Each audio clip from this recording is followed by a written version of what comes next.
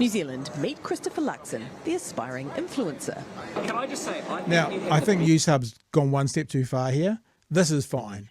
What he's doing now is fine. This is like Jacinda going on with Stephen Colbert or John Key going on with David Letterman. When you're in the country, you do this kind of thing. They kind of collate the two of them together. Like, look at Luxon trying to be an influencer. No, this is what a prime minister does. Goes to high profile people, media outlets in that country and has to sit down with them.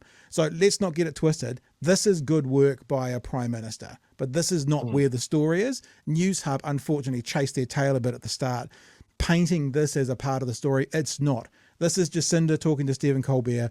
This is John Key talking to David Letterman. That's what's going on right here, and that's good because it's publicising New Zealand. best job in the world. Oh, I really do. A mutually beneficial content creation stop. The Singaporean influencer gets the PM on his TikTok. Everybody, I am having breakfast today with the Prime Minister of New Zealand. How are you, my friend? I'm so good. The PM then gets to sell New Zealand to Aiken Chair's 156,000 Instagram followers. I got to recommend a place called Waiheke Island. Yeah, so And of see, course, he's Christopher talking Luxon. about Waiheke Island. This is what political envoys do overseas. And Prime Minister come Insta influencer This sort of, Man, this could get messy. this, you just go between both. gets some relatable travel vlogger-esque content to add to the socials. That's good. I mean, he might come across like a complete dick, but that's what prime ministers Chris do. Luxon, TikTok King here. Says he doesn't take it all too seriously. Yeah, now this is the part of it that we want to talk about, his social media and what the taxpayer is paying for. Because I don't know if you've heard this before, Chewy, but there's a person who once said, We want a government that cares about how every single dollar is spent, because every single dollar the government spends is ultimately a dollar from your pocket. I have to be honest, I question some of the things I do, but look, I'm out there and I'm giving it a go, and some stuff will work and some stuff won't. But isn't it fantastic that I'm doing that? not But necessarily. in reality, he has a whole team dedicated to it, though he couldn't say how many. I couldn't tell you, but it's not heaps. His office later clarified there are 7 full-time staff who work on social media, 3 of which also work on things like advertising and event planning, and they work across all national MPs. 7 is more staff than most news organisations have in their dedicated political teams. But I can tell you we've got a pretty small team and they've been very efficient and very good at what they do.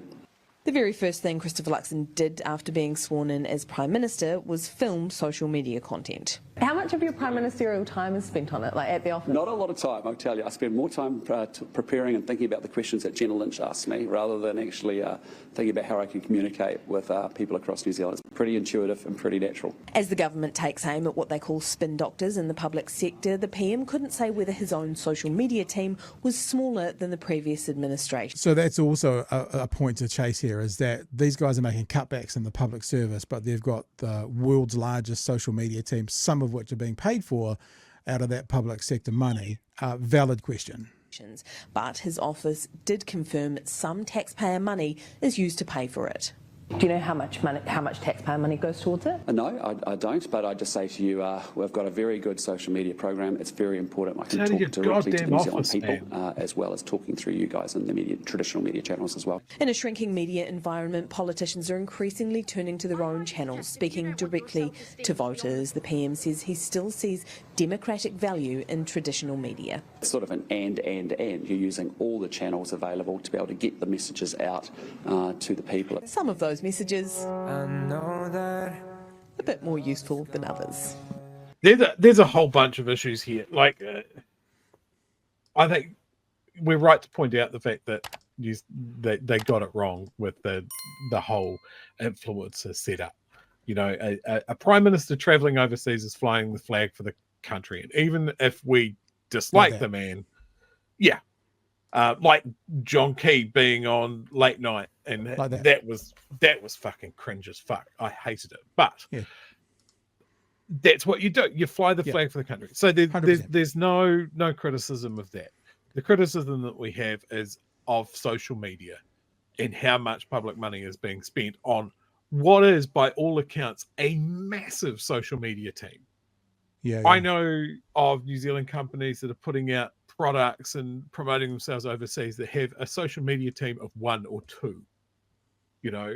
And I think if public money is being spent on that many people, to basically, if it was social media as a way of communicating directly with New Zealanders, right? Yeah. Communicating a message.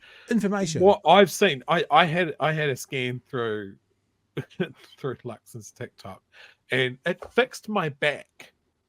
Like, I sometimes have a bad back just because of how I sit at work, and I cringed so hard I think it fixed it. So I don't know if that's an overall net good, but it is cringy, and it's just like, you're trying to inform New Zealanders.